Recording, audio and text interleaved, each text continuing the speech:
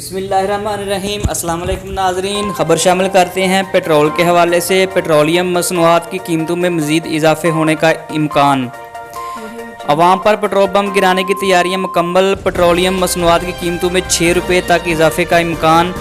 ओगरा ने समरी हुकूमत को इरसाल कर दी। तफसीलात के मुताबिक हुकूमत ने पेट्रोलियम मसनूआत की कीमतों में एक मरतबा फिर इजाफे की तैयारियां शुरू कर दी हैं और 15 मार्च से पेट्रोलियम मसनूआत की कीमतों में इजाफे का इम्कान ज़ाहिर किया गया है। बताया गया कि ओगरा की जानिब से पेट्रोलियम मसनूआत की कीमतों में इजाफे की तजवीज़ हुकूमत को इरसाल कर दी गई है।